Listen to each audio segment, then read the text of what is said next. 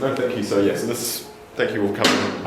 Hopefully we'll have some more people trickle in as we kind of go along. You've got, did it Vanessa, the Souza-Cameron? Yeah. Perfect, coming to talk about the New Zealand curriculum refresh, and just what that kind of entails. I don't know anything about it as well, so it's going to be a good one for me as well. Okay. So why don't you get into it? Or grab some water and I'll be right back. Yeah, awesome, thank you. Kia ora. I might just say a little bit about myself. So I'll give my pepeha, so the traditional Māori tikanga. Kia ora, o tēnā koutou, tēnā koutou, tēnā koutou katoa. Ko whitireia te maunga, ko tēnā puru te awa, ko parirua te moana, no Goa, India, toku tipuna, ko te whanganui a Tara ahau. Ko Vanessa de Souza-Cameron, toku ingoa. Kia ora, I am Vanessa. These are kind of this is a bit about me, these are my credentials. So I work for the Ministry of Education as a curriculum lead. So I put secondary because I mostly work in the secondary space, the secondary school space. So years 9 to 13. Ages probably 12-year-olds to 18-year-olds is what my kind of specialty. But I do work a lot across primary as well in this role. So my role in the office, I am actually an NCEA lead. So NCEA is our secondary assessment qualification. I think you might have met, I think Annalise or Ian, one of my colleagues came and talked to you about NCEA, you might have met them. And my background, so I've worked for the Ministry of Education for just over a year. And prior to that, I did 18 years secondary teaching. So I did probably half of that in Wellington. I taught at Wellington East Girls College in Mount Victoria for 9 years. I also taught at St Mary's College in the city and Bishop B.R. College in Porirua. And I taught in Auckland and also in London, lived in London for a few years and taught there as well. And these are generally my specialties, what we call social sciences, geography, history, social studies, sociology and religious studies. My background personally, so I was born in New Zealand, but I am of Portuguese Indian descent. My parents are from Goa in India, which was colonised by the Portuguese. But I also have a bit of a link to this group. My parents were actually both born in East Africa. They were both born my dad was born in Kenya and my mum was born in Nairobi, and they spent most of their early years there. So a bit of a connection. But yeah, a lot of our family friends are from East Africa, or Goans, but from East Africa. But what I thought we might do is, I've got some things I can show you, but I think we might, I'll do an activity together and then I can just kind of talk to what you'd like to know, probably, because I know you've had some curriculum stuff, and I can just answer some of your questions. And then, sorry, I didn't even talk about my family. I've got 2 kids, these are my children, there's my husband, there's my dog, can't really see, and then that was my last class when I was teaching. I left teaching, I took a break, but I followed them through, so I was their form teacher, or their home room, or it depends what school to what they're called, Upwell. And so I had them from when they were year 9 to year 13, so I had them for 5 years, so I'm still close with those students. So what I thought we might do is we might do a little activity, which I actually do with teachers. I work a lot with teachers in Kaiako. We can either write this down, or you can just think of it and we can share it, which might be nicer. So I wanted you to think about what do you want or what do you aspire, so kind of like a goal or the biggest thing you want for your child or for children in their schooling. What do you aspire for them? What do you want them to get out of their schooling? I might give you a minute to think about it in case. What do you want? What's your kind of goal with their schooling?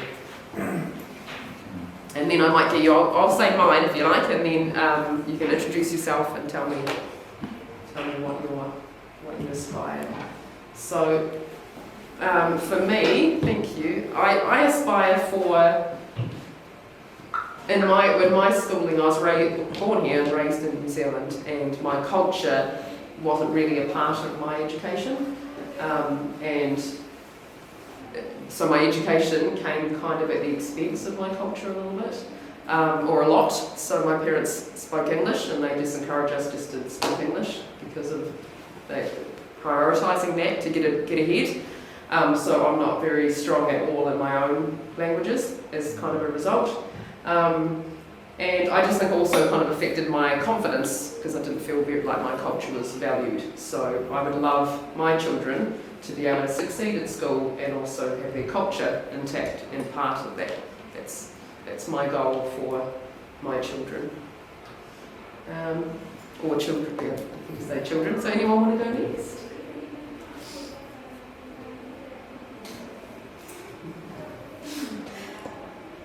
I might give you a bit of background. When I've done this a few times.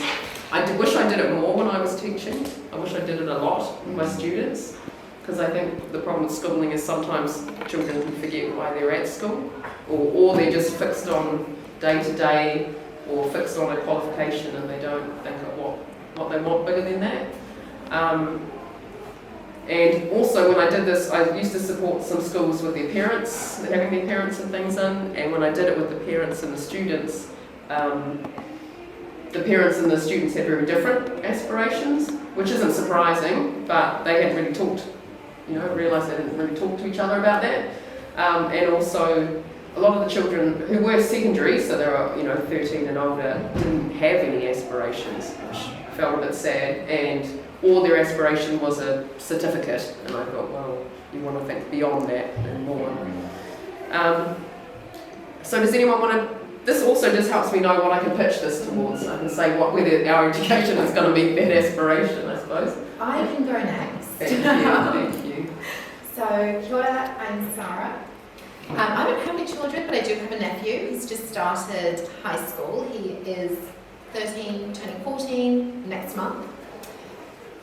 He has the same ethnic background as me, which is I am Jamaican, Trinidadian, and part Pakeha, New Zealand.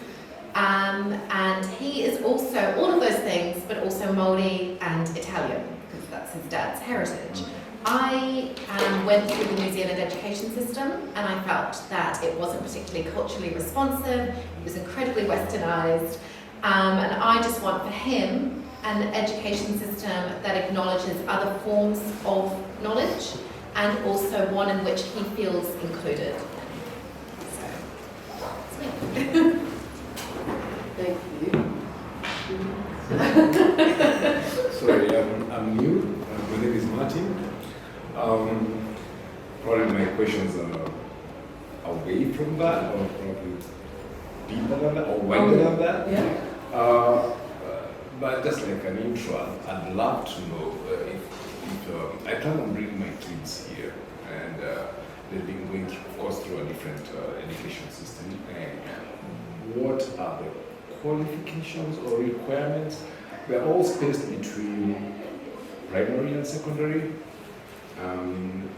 What adaptability? How do they adapt to the new system? Or any induction required for them, stuff like that.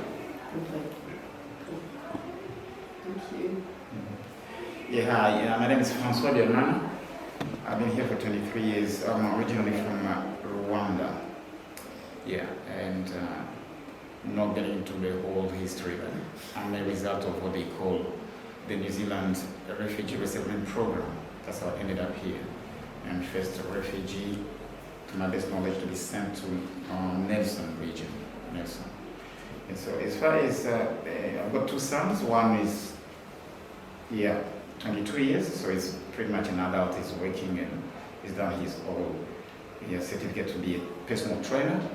The other one is 10, and like you said, he's many things just like you.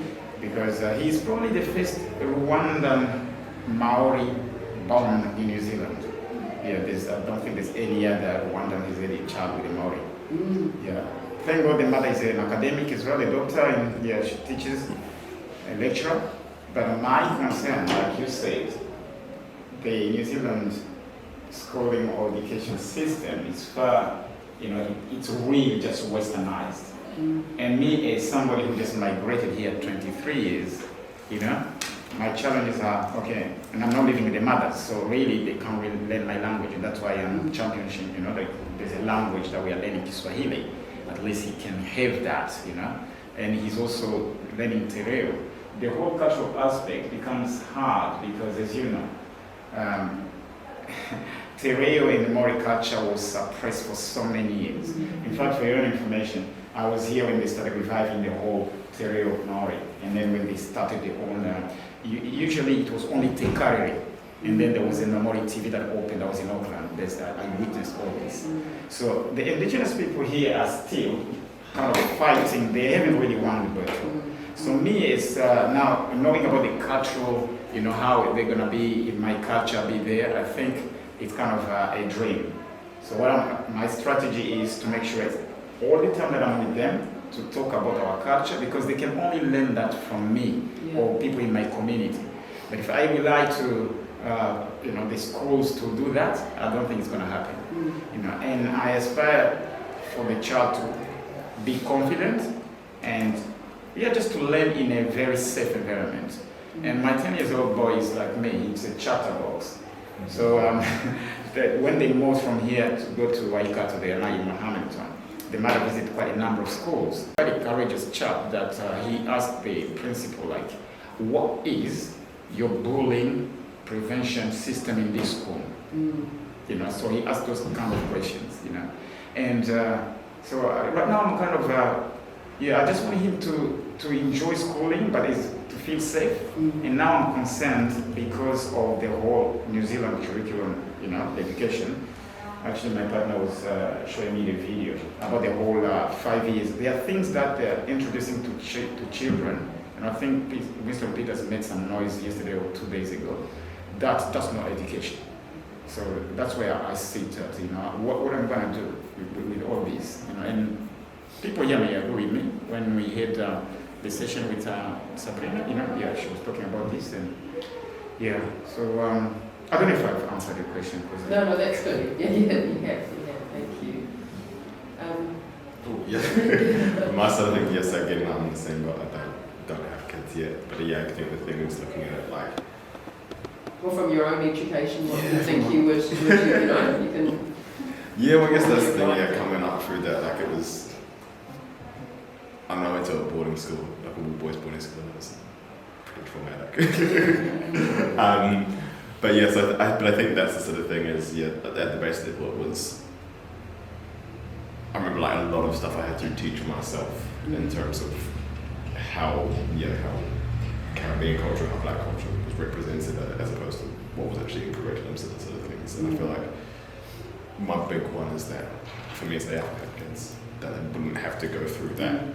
And obviously part of that's how I can support as a parent, but also I can support as a parent, but also how that's reinforced through other education as well. Yeah. Cool. Hi, I'm Jackie Foster from Gambia, West Africa. My daughter is going to high school next year. We've visited a few high schools, but it looks like they don't offer that many foreign languages. The ones that I usually offer are French, Japanese, Samoan, and Maori. So if you're interested in doing something like Spanish, you have to take it online. So probably that's something they need to really revisit. Yeah, the languages are tricky because it really does rely on who can teach what language. And I think Spanish is not as common because of the teaching force, really. But did you have anything else that you were concerned about, or no? Or Basically, that's it. And Fran's work on bullying, I think that's something that most kids suffer from. Yeah. And it tends to affect their self-esteem. I'm not sure whether they're confident talking to their teachers about it or coming to their parents. They could be suffering in silence. Because I've had the opportunity where I've worked with kids that run guitar, issues like that affect them a lot. So I'm not sure what can be done about it as well. Okay.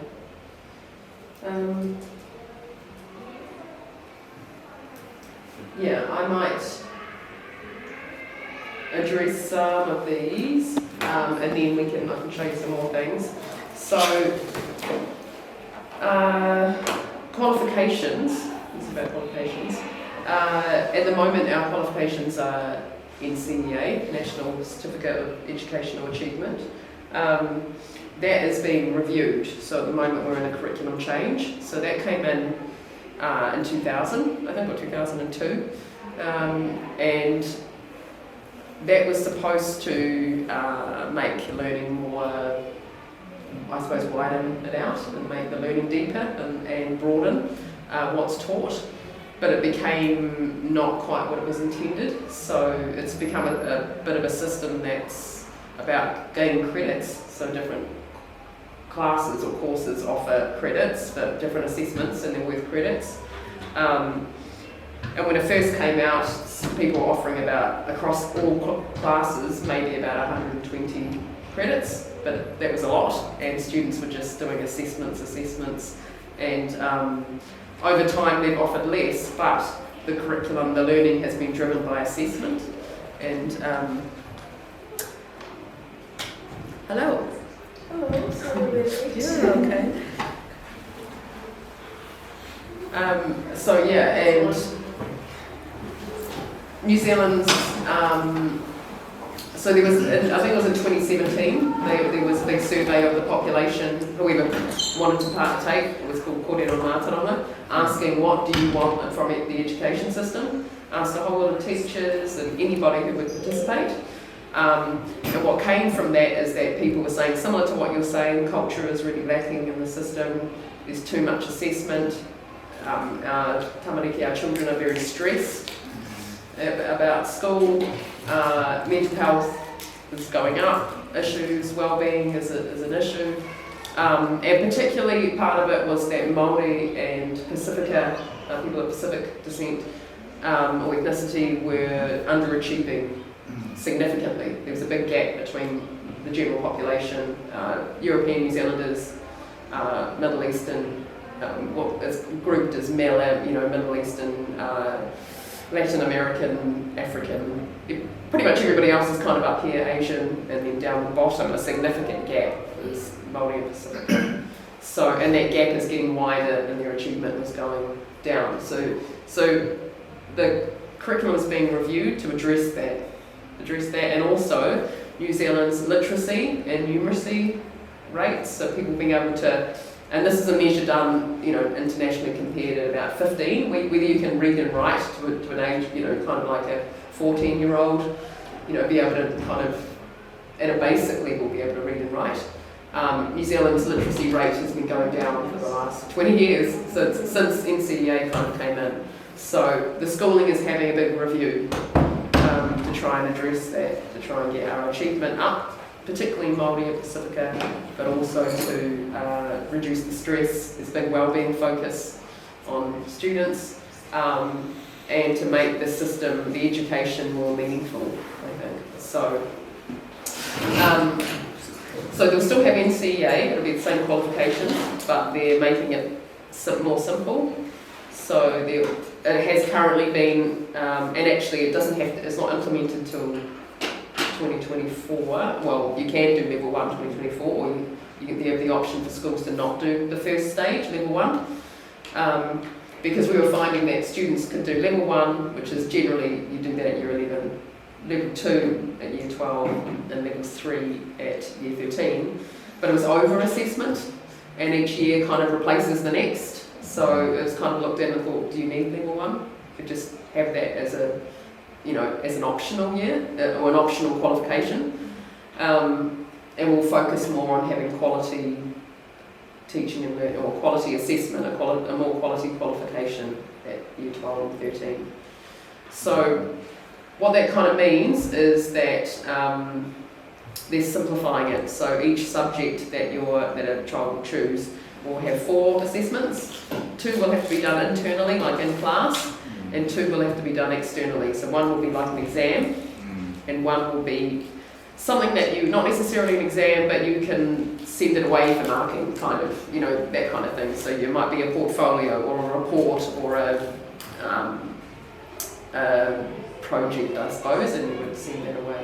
So every subject will have the same.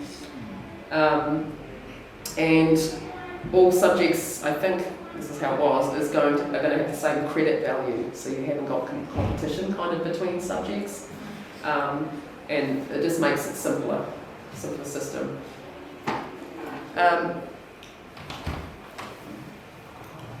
Hello.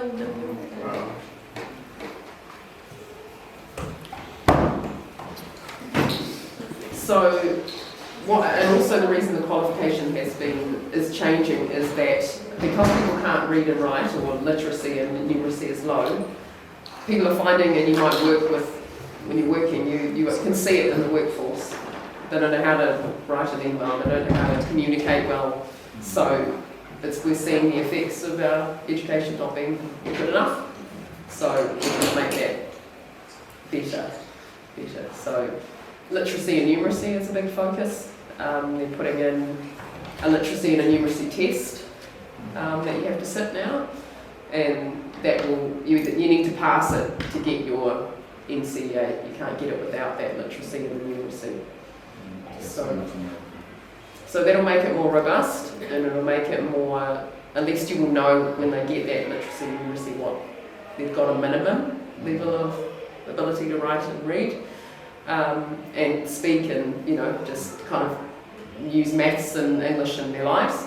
And NCEA will hopefully become more of a respected qualification, a valid I think at the moment the qualification isn't got much credibility because, so they're trying to improve that. Speaking of that, if I may add something, if I remember well, I think there was a time, because I listen to the radio a lot, radio, and that kind of listen.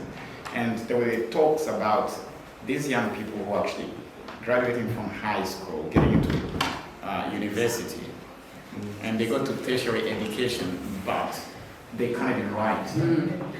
So they write, if they are applying for a job, let's say a cafe job, they'll be addressing the manager and then put the laws, the text message, like, you use stuff like that, slang. You'll be surprised. So really, it needs to be tackled and dealt with, literacy. There are people who are born here, they can't even speak half of my English. And I'm sorry, it's not bragging. Because they're speaking English as well, The grammar is all over the shop. It needs to be done. And that's the problem that it's trying to fix. So the current system is that you could say, I taught geography, social studies, history. Students could get literacy credits in my subjects. They could get some numeracy in geography, but I didn't necessarily emphasise what skills they were doing, and I wasn't necessarily assessing those skills in my subject. That hasn't worked, and they're easily getting literacy and numeracy credits, but it doesn't mean anything. So what the new system is taking that out of subjects, and they sit a separate test, and they'll sit it when they're ready. 2 tests. One is for literacy, they've got to do a reading and a writing one, and for numeracy, there's just a 1 numeracy test. But you have to get that, pass it. It's not there's no, like the rest of NCEA has achieved merit excellence, has grades. Literacy, numeracy is just a pass or fail. But if they fail, they can do it again. There's 2 opportunities every year to do it. I have a question on the curriculum refresh. Because from my background, at secondary school, we had pretty much 5 classes. So the first 3 classes, A, B, C, are science. The next class, D, is social science. Then E is arts. So if you wanted to pursue a career, say you wanted to become an artist or in performance, or you will be in the E class. Then if you wanted to become an accountant, you'll be in the D class. Then if you are looking at engineering, medical profession, you must be in A, B, C. So what happens is that the courses or the subjects that are taken are different. So A, B, C, we had science-based courses. So we call it FICEMBA, physics, chemistry, maths, and all of that. D had social science and a couple of other home economics. E had fine arts and arts-based courses. So, but what I observe here is that because I lecture at the university, so I see a bit of somebody coming in to study architecture may have done courses that are not even related to architecture.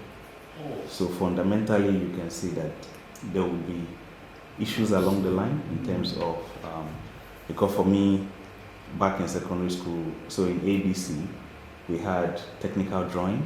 Oh, yeah. Yeah, so technical drawing was a core course if you wanted to go into architecture. So you can see that from the early age, you're already aligned to your potential profession. But over here, you tend to mix up a lot of subjects. Like you mentioned now that you can get numeracy credits from geography. Yeah. So, and going back to that example, so D class and E class, they don't take geography. So ABC would have geography. So if you wanted to become an urban planner, for example, you would have been grounded a lot in geography.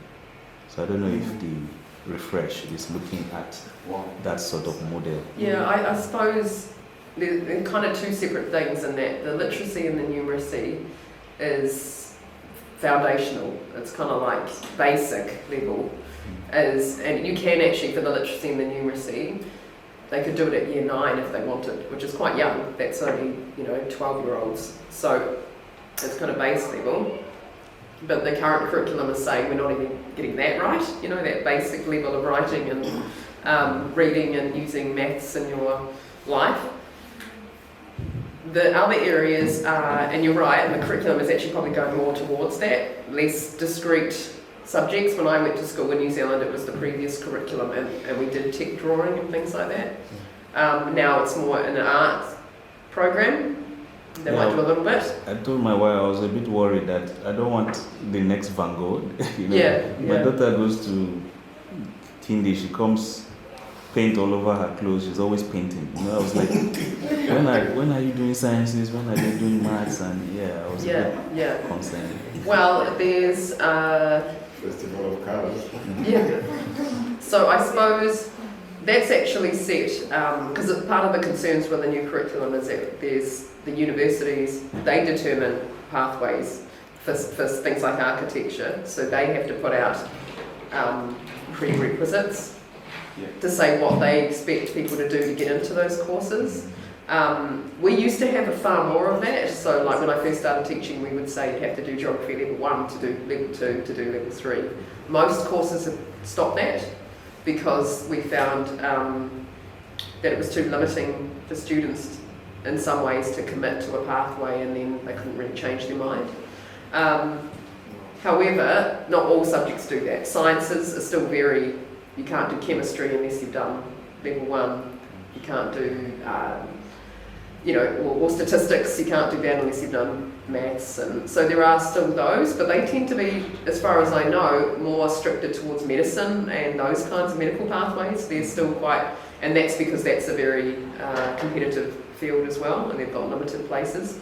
So when I was doing planning with my students, I would say, what do you think you want to do? Because you want to go down, tell them what kind of subjects to take, but the only ones that were really quite specific was probably the sciences and maybe the maths and, the statistics, calculus, all that kind of thing, I'd say. And the students who wanted to do sciences, go into medicine or whatever, or say if they're doing architecture, we'd say, you might want to do, cover some of your bases and have physics, or have, we'd say, keep these as an option because that's going to make it easier for you. Otherwise, the problem is they're probably going to go to university and struggle because they haven't got that. But that's also a problem with our system not being probably robust enough, not challenging enough. Do you know what I mean? So even if we had those courses, they might not be at the level they need to be. And that's because our current system, they can pick and choose credits, so they might not do a full course. So say if they did an art course and it had technical drawing, they might get enough credits before they've even got to the technical drawing part, and so they just won't do it because they don't need to. They've got the credits. So that's a problem of the system that is being addressed. Now you have to do all the course to make sure you finish a course and you have that solid knowledge across all areas of, say if you did science, basic science, you definitely have covered all the ideas of science. Does that make sense? So that's kind of what we're doing. For the people who just came in, I got everyone to say what they wanted from schooling, like as an aspiration, either for your children if you've got children, or what you would think you know, is the ideal for our children. And then I'm basically responding to whether our system, you know, is doing that or... So I might answer another one, you can have a little think, and then just introduce yourself and say what you would like or what you feel was missing, or so that was qualifications. I'll come back to that a bit. It's a bit complicated, but there is a huge change happening in New Zealand in regards to the qualification. Is the short answer. It's not it's not internationally strong enough. It's not even strong enough in New Zealand, and we have real issues of students coming out with no clear skills and pathways, and so that's trying to be addressed. The next one, the culture in education. This is a big push. So I might just show you that, I might skip through this, sorry, this is the current curriculum. I might show you where it's going to. So currently in our, well actually,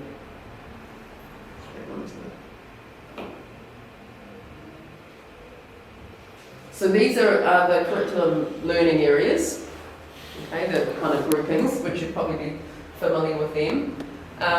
This isn't changing, so these subject areas will stay the same. So the curriculum goes in these areas, and I can send these out to you to send out to everyone, so don't worry about, well you can if you want, but I can send them to you. So they're staying the same. There are these key competencies, which are things that students should be able to kind of do so managing themselves, this is something that they should be able to be self-motivated, resourceful, resilient, you know, be able to kind of manage themselves. Relating to others, that's about how well you can interact with people, but also work as a team, collaboration, managing relationships. Then participating, contributing, wanting students to be involved in their learning and also in their communities.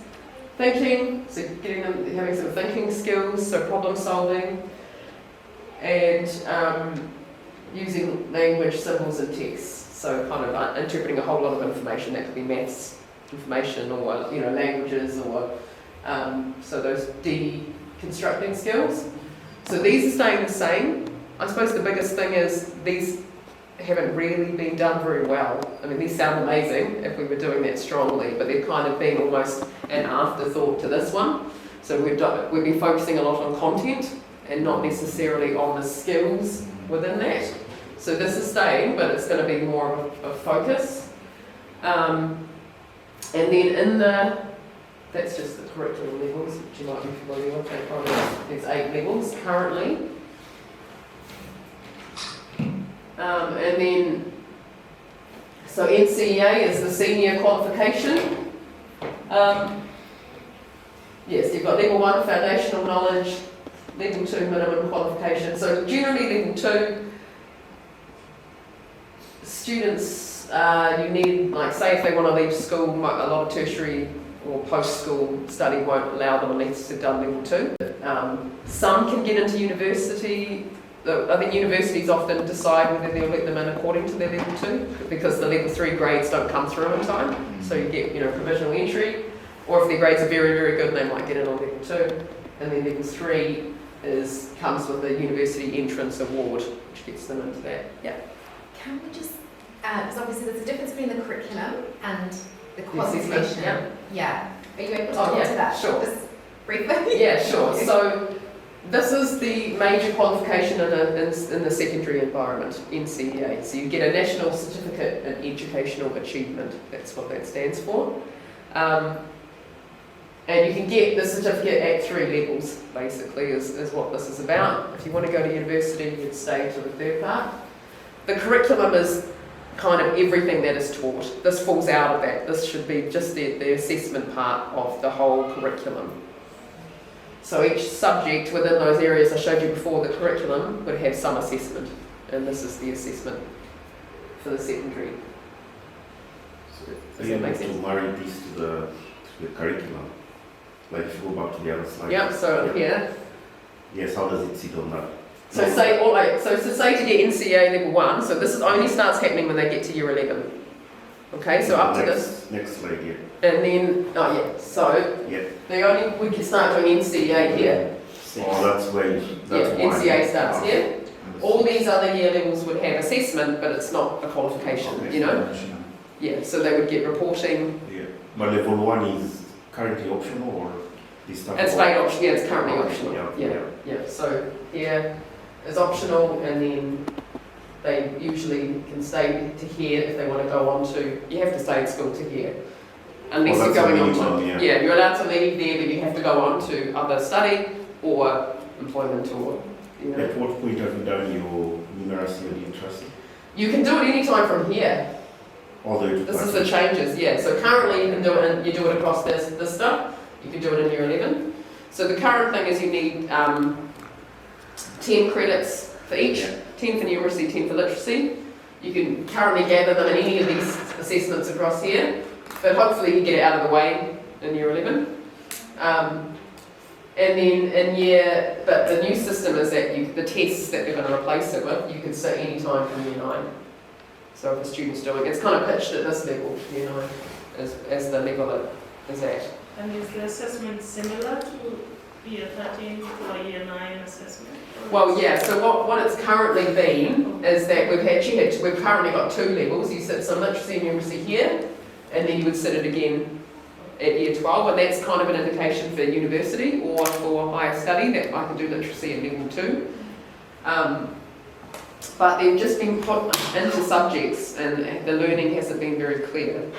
So what I was saying a bit earlier was when I taught, say, geography, one of my assessments had literacy and numeracy credits, and the numeracy could be just because they produced a table and written something about that table, but it wasn't very robust or clear what the level of that was, do you know what I mean? That they would get credits. So what they're doing now is taking it out of here, putting in a test you can sit from there, and it's kind of lower, not lower, but it's set at probably around here for what they should be able to do, and it's just really made it more clear. It's a foundational level of literacy and numeracy.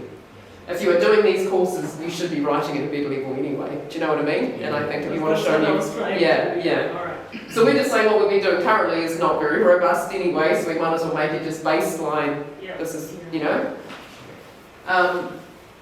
And some of it is, you know, it's all practical things. I mean, I could have shown you some questions, but it's all just like how you would use maths and English in your life. How would you write an email? How would you structure things? How would you calculate things without using a calculator and estimate? You know, it's not overly difficult things, but it's things that people aren't doing very well coming out of school. So it's just setting that bar kind of here. But it'll be up to parents to choose and students when they're ready to sit it.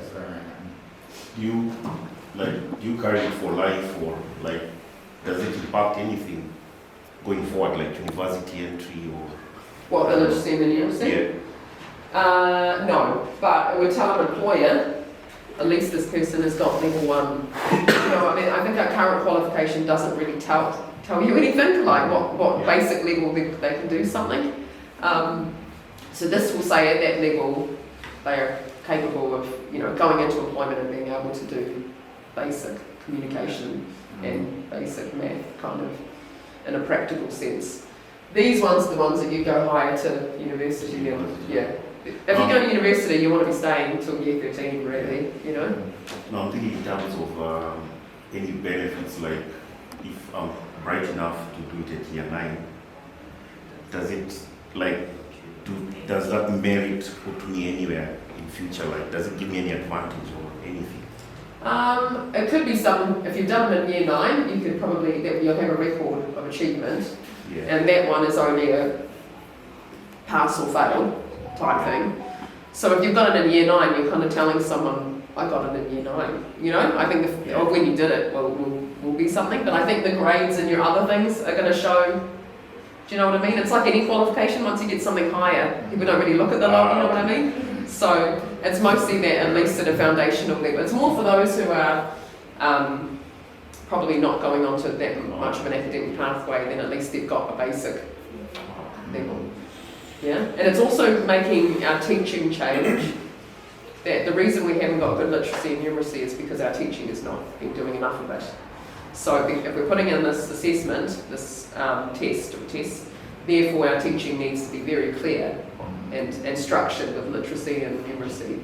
So there's a whole thing. I'll show you. Sorry, I've just skipped. So I'll come back to this now. This bit here. So it's not very large, but so in the I think it's on that bit here actually. Yeah. So part of this, so that's the new curriculum. It's called Te Mātaiaho.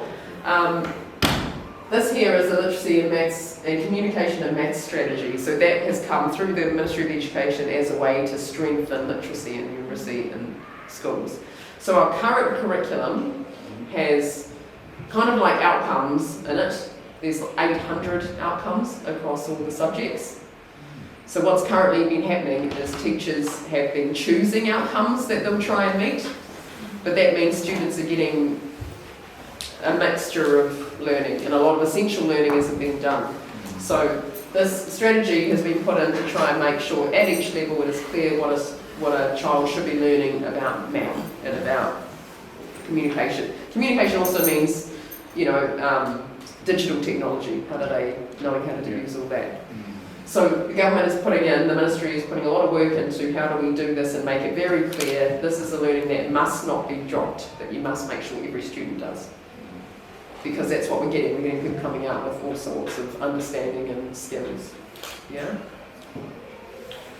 And then part of that is this next bit, which is, this is kind of the what to teach. This is the New Zealand curriculum at the bottom. Te Whariki is the name of the early childhood, the preschool curriculum. And then the common practice model, that is how do we get teachers to be all on the same page and doing the same thing, you know? So the common practice model is being developed. This includes quite a few things. This also includes the NCEA changes I talked about. Yeah. There's also a disability strategy to help neurodiverse learners and other students with learning barriers. Also something to help our Pacific and Kahititia is for Māori. So you know I told you that Māori and Pacifica underachievement. Those are two strategies to help those groups. And then that, what I just showed you before, is a specific strategy and actions to deal with literacy and numeracy. So this is all in development, coming into effect. 2024. Starting in 2024, if they do level 1, but actually all this stuff doesn't have to be in the curriculum legally until, taught legally until 2027, because we're trying to build all the steps up. There's been pushback from the teachers, I understand. Yeah, I think a lot of my work is talking about this. So I go and talk to teachers and say, and I try and reassure them, because when you're a teacher, I taught for 18 years, there's always new stuff. And this, it's hard to tell them that actually this is really good and it will make a difference, and it's not just the latest thing, it's evidence-based. So a lot of the evidence to do with our literacy and numeracy and our education system is looking at overseas places and saying who's doing well, what are they doing well, how's their achievement looking, and using evidence and research in New Zealand and abroad to go, what can we fix in our system and who's doing a good job and why are they doing it. So, because NCEA I think we picked up from the Netherlands, I think that like Norway or Sweden were doing NCEA, and it wasn't quite working there though, which is interesting, but we kind of adopted it, but I think we didn't necessarily spend enough time on this before it came in. So there's a lot of work trying to look at how we can fix or improve the system. Part of it too, and I might just show you the cultural stuff, is this. So with the curriculum refresh,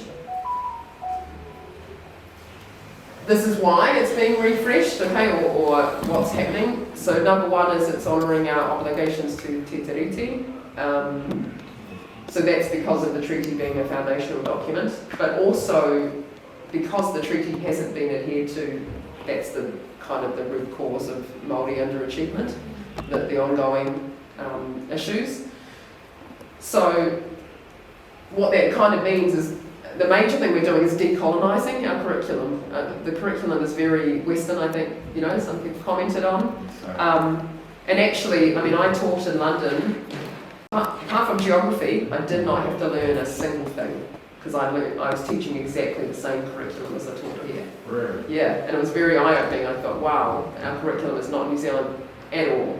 At all. It's not. So we're trying to change that because obviously that's not even, if it was working, that'd be fine, but that's not even working for our children, so that's part of it. Number two is inclusive.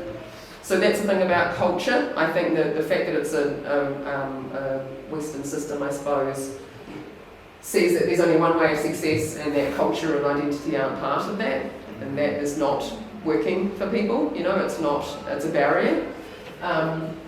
I think not only a barrier in that they can't connect with the learning, but also that it affects confidence and belief in who they are, if you don't feel like you're respected or other opinions are respected.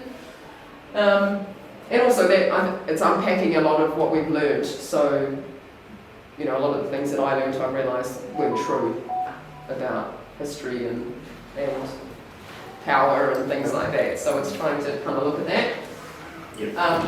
And that is, number three is clear about the learning that matters. That's what I said about the literacy numeracy. Spelling it out, this is what you should focus on, this is what you have to cover.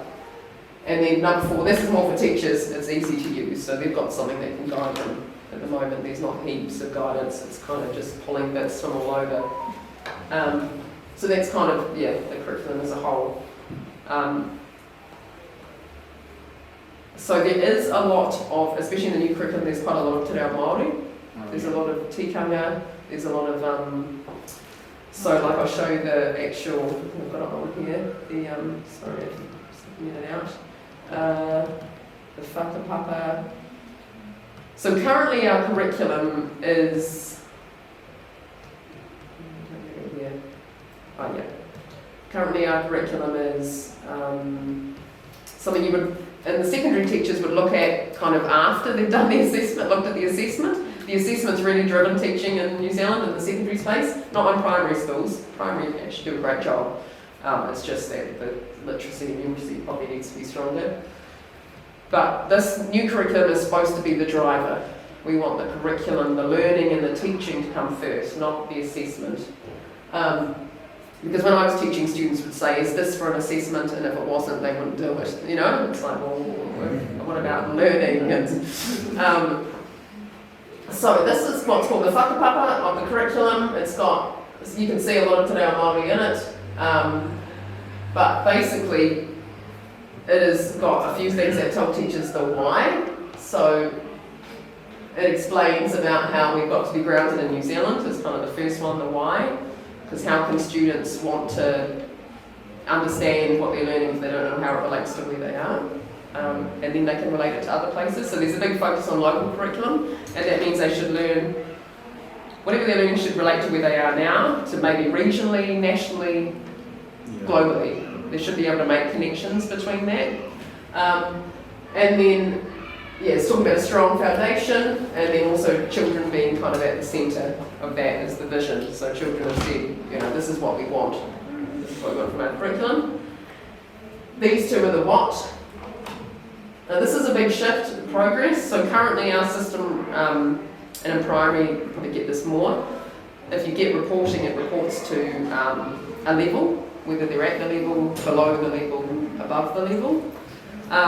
That's changing. We don't want to do that anymore because we want to go to progress. Instead of comparing students to each other, which does serve a purpose, we want to go to how much progress is each student making. So your child or potential children would, it's more like, especially those who have learning barriers, if we say what level they're at, some are always below the level, and it's very damaging to them and also for their parents. They're constantly thinking, my child is not making any progress, they're always below the level. But they might be making great progress, but our system is not reporting on that, it's reporting on, where they're at. And we all know when you're working or out of school, you don't really get compared like that. It is a bit strange to compare them to each other like that. I think you have got strengths and weaknesses, and you can always make progress, and we want to change to reporting on progress. How much is your child pushing themselves, trying hard? How much are they making progress in their learning? That would mean more to say that, because some students can do heaps in a term, and so we want to say that they've really improved. And then, this bit that's the how, and that's the local curriculum.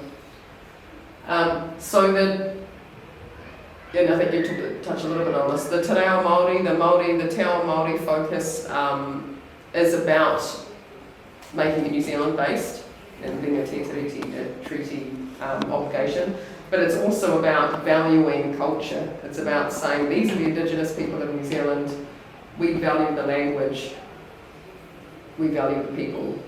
And I think that's a way of also, because I think that our Māori students underachieve the most by a significant amount because of that. As a culture, as a society in New Zealand, they're perceived quite low, and that comes through everything. I think if we're not bothered to show respect to the language, then our Māori students, similar to how we would be, how I felt my culture was not valued at all, so I just didn't value my culture. I would go home and say to my parents, stop making curry, stop doing this, I just want to be a Kiwi, and like that.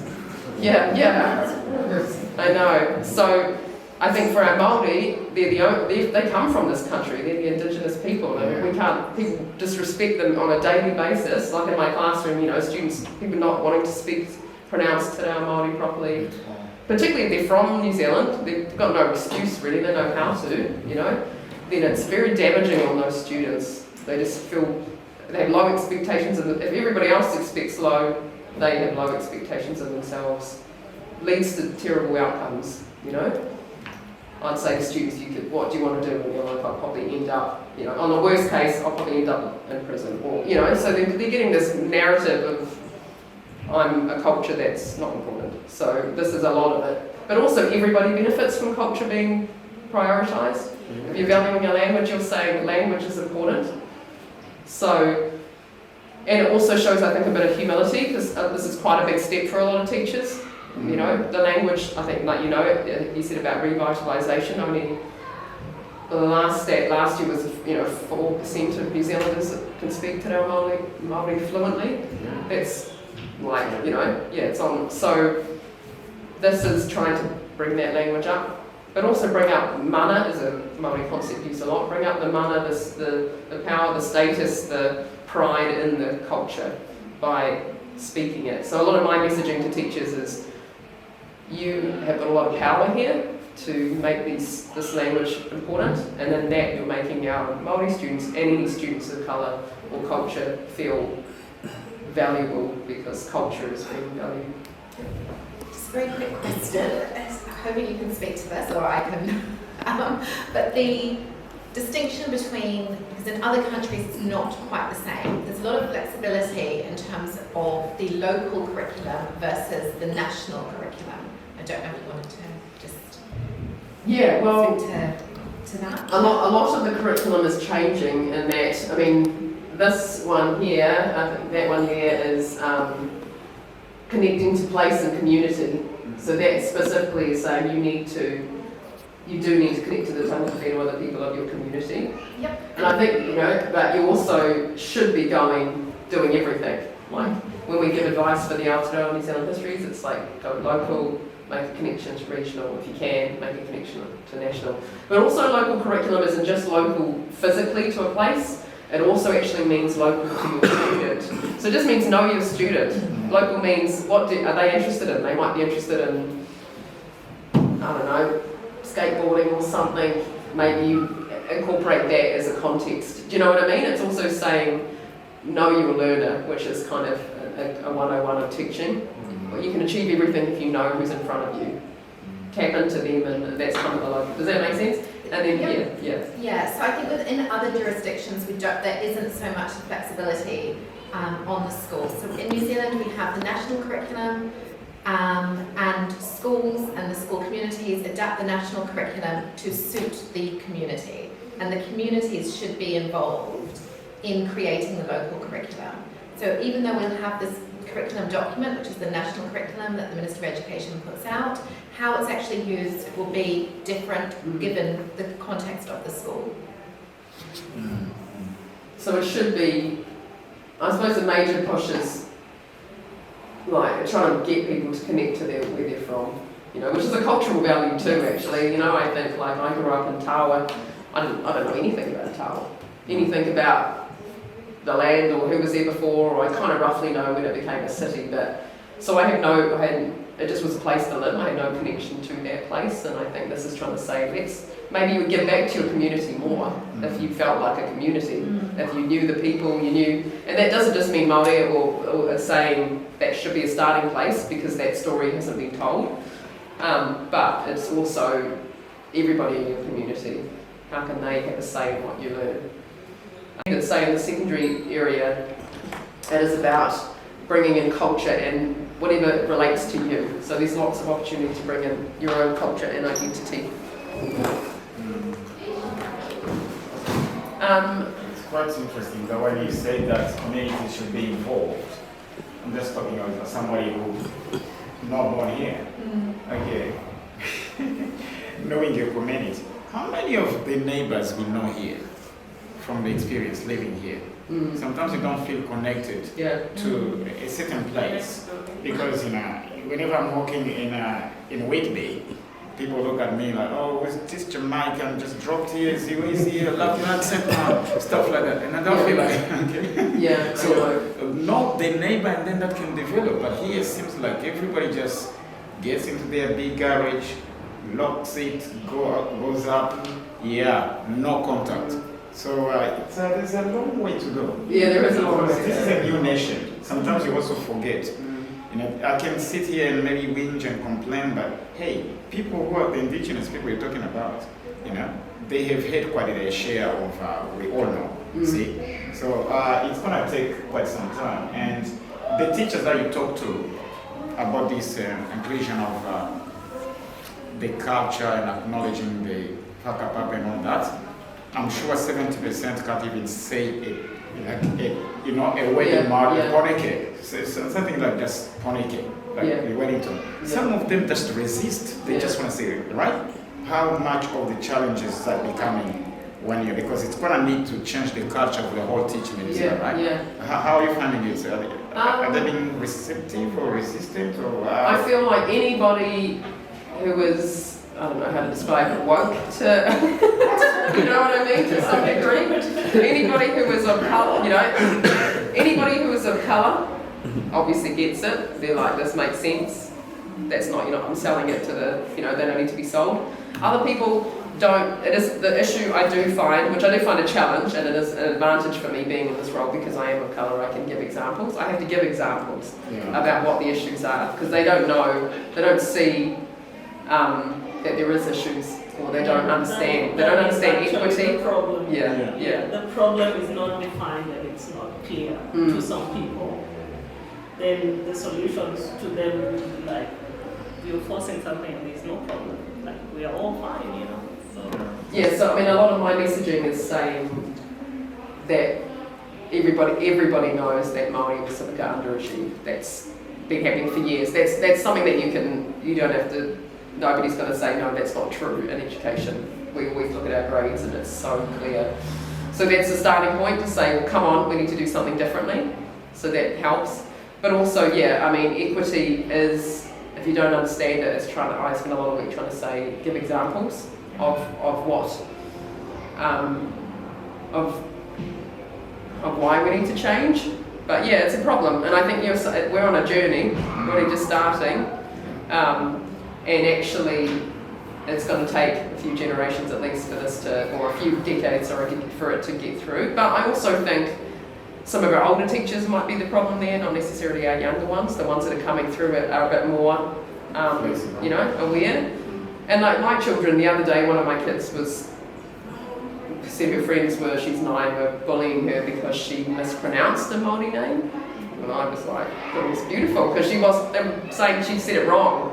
You know, and I thought, this is great, that the fact that she's even, normally it would have been the other way around when I was a kid, if you tried to say a word, you'd be, you know. So I thought the change is coming, they won't know any different, our little ones, you know. They're used to now being so in things and culture being valued, particularly in early childhood. They're doing a really, really great job. Te Whārewhi is a great curriculum. My children never had any issues with who they were until they got to primary school, I think. So primary this curriculum will help with that. But Te Whārewhi does all this, it's more ahead. So yeah, it's a challenge, but I'm doing a lot of work with senior leaders, principals and things, and once they're on board, then you can get your school to do it, you know. And I think, I'm just hoping that teachers get paid more soon, so because then we'll get more people coming in who are there wanting to do this, you know. But yeah, it is a challenge, but it will, once they understand it, you know. When I saw this, I was really, really happy, because I think this will make wonderful progress for us, you know, our children. If the system allows it. Yeah. We may have this, but the machinery is always turned away. I know. It's turned, and like we say now, what's there to change? Well, and they've always achieved But at least without even taking the for responsibility. these outcomes, I think for education, with the assessments and things, you can pinpoint that this is a problem, because I'm in the health sector, and it's like now that's different, because now you really outcomes maybe with, I don't know, like it's harder to pinpoint the problem in the health as compared to education, I think. But we've got a lot of the similar problems, similar causes, right? Cultural understanding.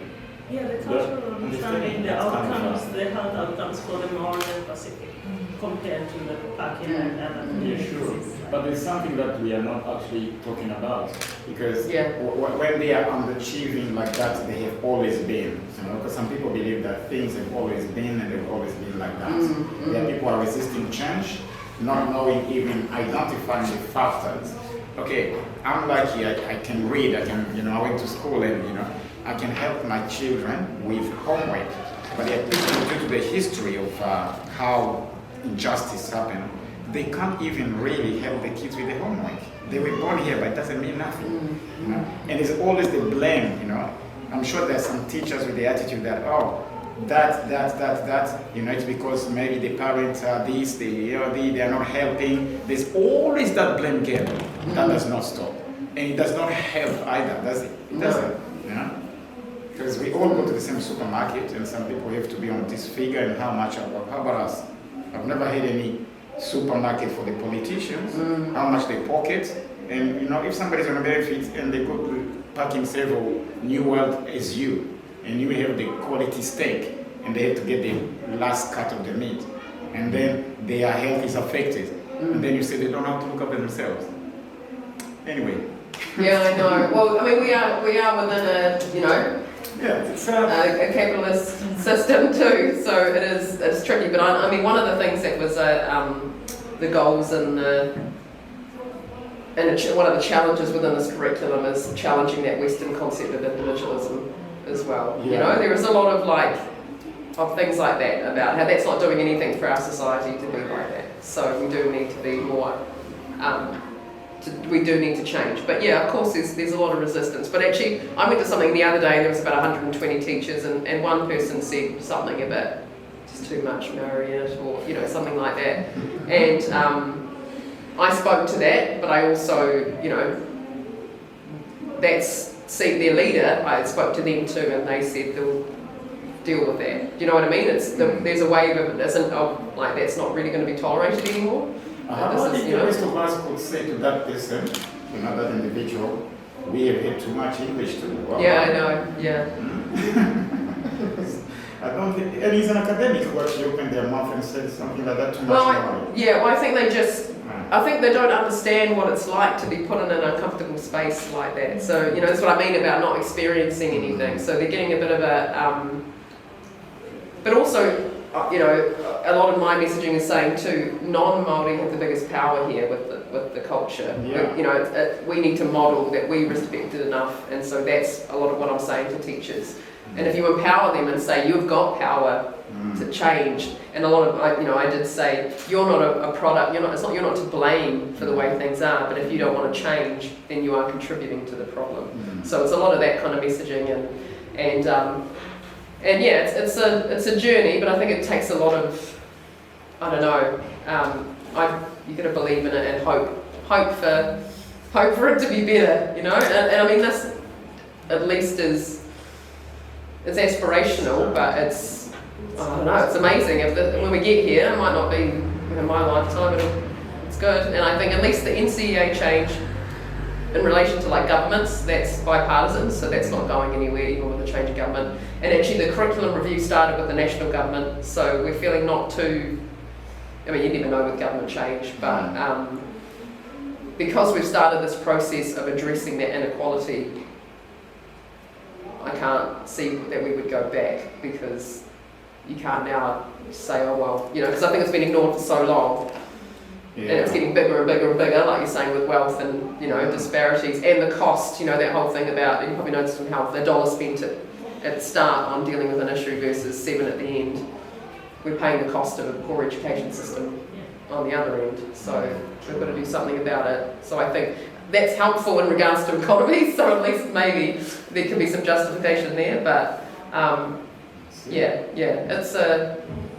it's a challenging thing, and it requires us to do things too. You know, at home I do a lot with my kids and trying to be strong in their culture and know that it's, but yeah, it's challenging. At least our current system's not working. This will be better for outcomes and for at least basic skills like writing and reading and things like that. So, any other questions? Anything else you want me to? You guys can come in. Anything? Yeah. Do preschools have curriculum? Preschools? Yeah, that's Te Whariki is the preschool curriculum, and it's very good. It was reviewed like 30 years ago, so it's way ahead with all of this. And, can you access it? Yeah, I can send you a link to it. And actually I noticed it when my kids were in early childhood. I thought it was amazing. There's a lot of play, there is a lot of paint and things, but there is actually a lot of, at that age they are learning foundational skills, but also my kids were very strong and they were confident and they were happy and they were resilient, and I think that's the foundation. A part of a big driver with the curriculum too is the foundational first years. You're putting a lot of effort into the 0 to 3, you know, and then also the transition between early childhood and primary, trying to strengthen that. Because my kids, I've noticed a very sharp change between early childhood and primary. Primary is when they started, they could also articulate it, but primary they started saying things, noticing what they looked like, making comments on the fact that they didn't look the same as other people, you know, like I noticed that wasn't something. Even though the school they go to has got a lot of Māori, still they were very aware of what they looked like and who they were, and I thought they never seem to have that in early childhood. And I think it's because our curriculum is not emphasising that, you know, that diversity. Well, they were very secure in who they are, and I think in those junior years, even though we want them to be skilled and being able to do these things, we need to build on a strong foundation of confidence in who they are, feeling safe, feeling secure in their identity, because you can't really learn, you know, if you don't feel good about who you are. So early childhood do an amazing job of that. Amazing. It does seem like they're just playing and mucking about, but they actually, especially, you know, I don't know about some kindergartens are very good for that. So, but they do have a very strict curriculum. And they are changing too, that I think ECEs have to all have qualified teachers. They can't just, to make sure that is robust, but they're good. They're actually leading the way. So primary and secondary are kind of following. But yeah. Is that have I answered all your questions or any other things you'd like to know about the curriculum? I can send you some more information about where you can find stuff for us. There is a website too, I'll send you the link to that. I think it's Send it to us, please. Well, there's also a couple other things that I might just point out, and then I think they'll do. One thing with the maths, I think, is there's a big shift towards having a positive messaging towards maths. Like with the stuff I do with teachers is, I think there's a perception that you're either good at maths or you're not, and that is something that is being tackled with us. Like, we teach maths the wrong way, we kind of give all the things they need to work out a problem, the formula, but we're not teaching them problem solving. We're not teaching them, actually, if you've got a problem in maths, you should think about, what do I need to find out? Do I need all this information?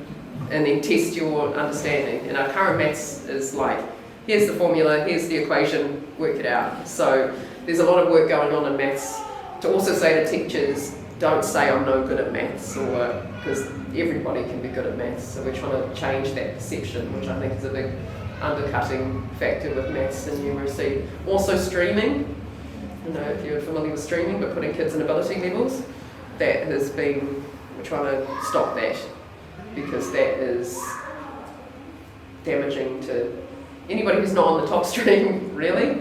And I think teaching has come a long way, that you should be able to cater to different abilities within the one class. You shouldn't have separate classes. And you should also, you know, those going in those lower streams, yeah, again, it's similar to Māori, speaking to our Māori, they straight away know that they're in the, you know, the low ability class, they have low expectations of themselves. So the teachers, without even knowing it, would go in with lower expectations, slower class, less challenging. So it's just not a productive practice to stream kids, you know. So that's a big thing, which some schools are resistant to, particularly if they are academic, known as academic schools, and people send their kids there for. That'll be a big challenge for parents and things too. They'd be like, well, what, you know. So, but that's another practice that's changing. Yeah. So what are your thoughts about kids who go to Kumon? Because I've heard people talking about it's not problem solving, but just getting the answers, or especially with maths, as you mentioned earlier. What was the start? Come on. You know how kids go to school care to do maths or English? Oh, is that like tutoring you're talking about? Yeah. I think they have one right here at Lady Domino's here. Oh, I don't know. Is that like something you can sign your kids up for to do as a program? Yeah. I think that's fine, because that's, you know, doing it's extra. You've kind of seen, you know, I know quite a few people who are doing that with their kids, and their kids don't know and even if they do know, in the secondary space, they want to be better. So I don't think it's really a problem. It's just saying that you're, you know, and it's like with anything, if you want to upskill in something, you'll do something extra to do it. So I think it actually is in line with, so I think that's fine. Because the problem with streaming is that students know straight away, I'm in the dumb, you know, for lack of a better term, I'm in the dumb class, or I'm in the, so it's straight away saying you're not people. And so like my kids actually, at the moment, they've just started a homework program. And I think this is in response to all these changes. But they didn't just say certain students, they got all the students, all of us to come with the parents and said, you're all going to do it. And I actually thought that approach, I immediately wanted to say, well, where's my son? Does he need it? Is that why? But I thought, no, that's not what we're doing here. They're trying to make it even. They're not trying to point out which kids need the help, because they know that that's a social barrier too. Those kids are going to know, oh, I'm the one who needs it. So, and also everybody's going to benefit. Why should everyone get an opportunity to extend themselves? So that kind of stuff. So yours, you know, if you're, your children might have, hopefully if there's any extension, they're all offered it.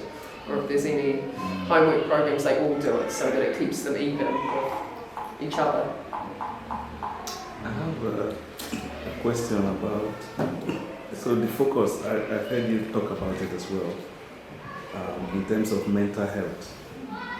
So, like, for my upbringing, school is meant to be hard, actually. It's difficult, it's stressful, but the way we face it is the mentality is that you just need to get this to arm yourself to survive in life. But the way, like the Tefariki curriculum is more about how do I, maybe Francois, how do I get friendly with him? How can I, interact with him, be confident to speak to him? But in real life, it might not translate that way. In real life, your employer might be looking for certain competencies. And if we water down those competencies in terms of maybe interpersonal skill, So I don't know. Like, I'm always worried. So as a parent, Well, I think maybe, I get what you're saying, and I think... so where's the trade-off? Well, I think the previous system that I went through was a lot more testing, a lot more exams. The current system, you can work it so you don't have to do any exams, which has made the system not as rigorous. So this one is more in between. You have to do some. So we are preparing students for those kinds of skills. Content is what's moving. So currently there's been a big focus on content, but because you can learn stuff because of the internet and things, content is not as much of a focus, it's more going towards skills. So the skills could be about the level to which you can analyse something, data, or you know what I mean? Those skills could still be at a high level, but it's more like we should have skills, your ability to use those skills in different areas is also adaptation, so you might be an expert in a certain field, but if you can't communicate, you're not going to probably go up to management levels, or I think it's kind of trying to have both of those things. I don't know, because when I taught in England, that system I thought was far more rigorous than that. They were learning maybe a year or two ahead, content-wise. But I still saw plenty of negatives with that system. I don't know. Do you know what I mean? You can learn stuff, you can learn a lot of stuff, but whether that makes you have an advantage. I have a friend, he, just like what she mentioned about, so he registers his children with, I think, ICAT's program in Australia, because he's overly worried. He just believes there's no testing here, there's no, the kids are not, competitive, they're not feeling the pressure, so he's taking it up a notch. So he's registered them for ICAT in Australia. They have all these rigorous examinations, and he's keeping the kids on their feet. So at the back of his mind, he's preparing them better for the future. So. No, I mean, the whole attitude here, this one. But I'm about to say, she'll be right, mate. That's it. Yeah. She'll be right. Yeah. And for us, we come from what? That's going to be right. But yeah. Well, there are options too. Some schools, understandably, don't want to do this kind of a system, so they adopt things like Cambridge exams, which are international exams, or international baccalaureate, which is another international. So you have very expensive choices, but you can choose to go down that path. And some schools do. I don't know how many state schools do that too, but Very few in those. yeah, very few. Yeah. But there are those options. But unfortunately, they're not. They come at a cost, literally. So it's whether. But yeah, anecdotally, like from the pilots of our new curriculum, like say in the secondary space with the assessment, students who are doing the new system are coming out with better knowledge. So it's already an improvement. Whether it's as much, it's a tricky space too, because I think the world is changing and the curriculum is adapting to how do you live in a digital world and all that. So whether that is necessarily what. Yeah, I don't know. It's very different education systems too, isn't it? Yeah. And New Zealand's one is kind of very. To have an indigenous and a local focus like this is groundbreaking, really. I think not many countries are doing this, so we'll see. The system we went to has had a 20-year review and it hasn't quite worked out. So this is using international research and evidence as well, so to back it. The decisions, particularly with the literacy and the numeracy, of what will actually works to help develop literacy and numeracy. But Yeah, I don't know. I know some, incredibly intelligent people who aren't very happy. I just think, I don't know. Do you know what I mean? Like, it's a tricky one. I saw a lot of mental health going up at, like, issues when I was teaching. It's part of the reason I stopped teaching for a bit. I couldn't really cope with how unhappy and unwell these students were.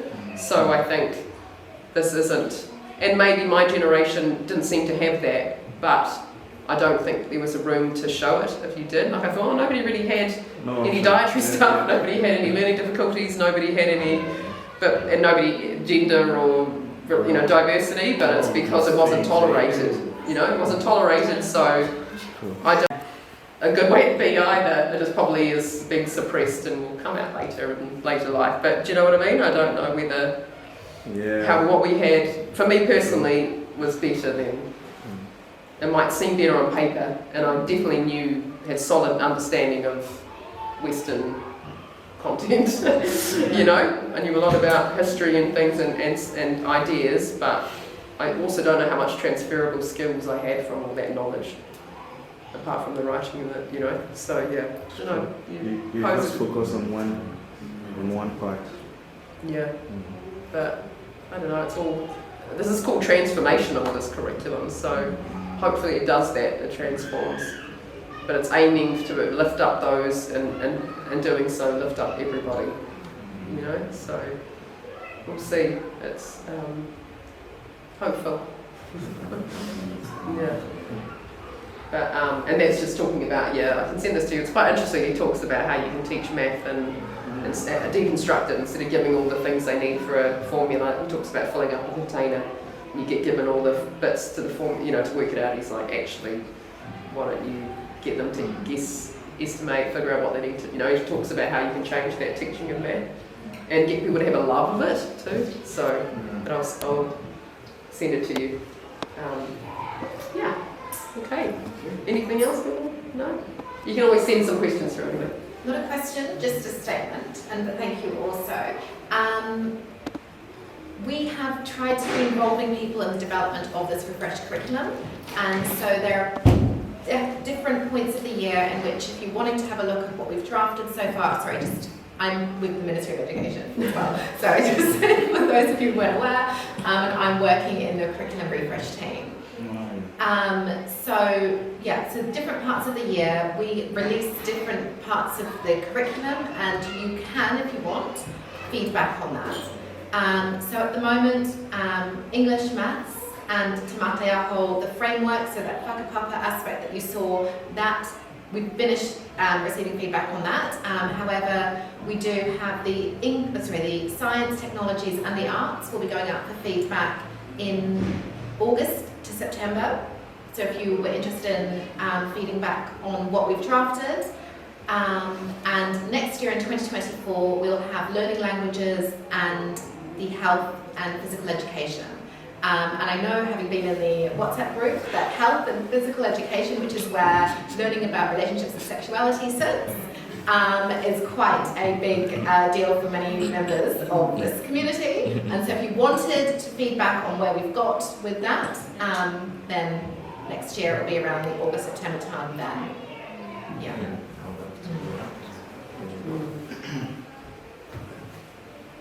Cool. No, well, thank you so much for coming in and giving this chat to us. And I think it's good. I think it's going to close off our kind of nine weeks of kind of Learning Hub workshops. So it's been really good to kind of finish on this kind of note. So Cool. Thank you. Thank you for having us. I think it's useful.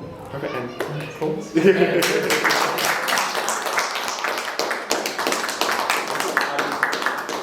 I think we'll probably start setting up for lunch and that sort of thing. Can you bring the children back in? I'm sorry, it's going to be very loud.